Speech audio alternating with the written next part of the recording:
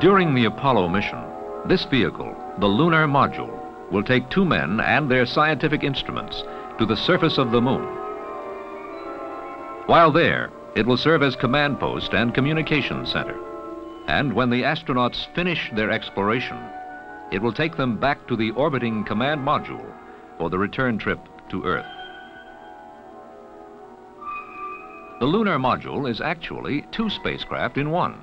The lower half, the descent stage, functions to lower the vehicle to a soft landing on the lunar surface, and then later operates as a launching platform for leaving the moon. The upper half, the ascent stage, contains the crew compartment and flight controls. After the lunar exploration period, it is separated from the descent stage and carries the astronauts to rendezvous with the command module. This docking hatch connects the lunar module to the command module. After mating, the hatch provides crew access between the two. The small window nearby serves only one purpose: visibility during those critical moments of docking with the command module after the lunar module returns from the moon.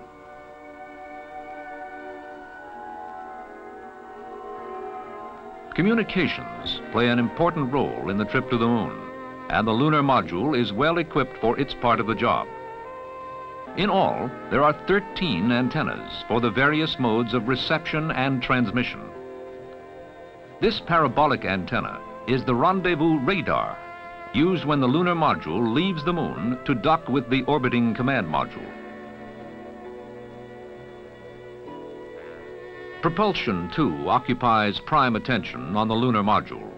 To jockey the spacecraft into position as it nears the surface of the moon, there are 4 clusters of rocket engines. Each cluster contains 4 engines used for controlling the attitude of the spacecraft. They enable the pilot to maneuver the vehicle up, down, forward, backward, or sideways.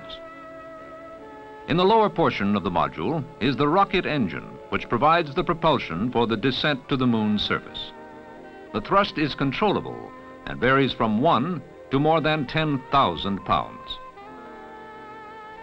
Located near the skirt of this descent engine is the landing radar unit. During the soft landing, this unit supplies critical information on altitude, range, and speed. The main hatch in the lower forward section of the ascent stage is the one through which the astronauts leave the lunar module to explore the lunar surface. Most of the interior space of the lunar module is taken up with instruments, dials, and gauges. The center panel at the commander's station has the major flight control instruments. Some of them are similar to those found in the command module. During the slow descent to the moon, these gauges provide readings on thrust and altitude. The astronauts on board the lunar module require instant access to a stream of facts, and they get it here at the keyboard for a computer. By punching coded words into the computer, the astronauts receive instant information on details of the flight and the spacecraft performance. The spacecraft pilot, like the commander, also has controls for thrust and attitude. The pilot also monitors the abort guidance panel. It gives him current information on all systems and, in case of trouble, the best procedure to use. The pilot's center panel contains instruments and switches for the operation of the spacecraft.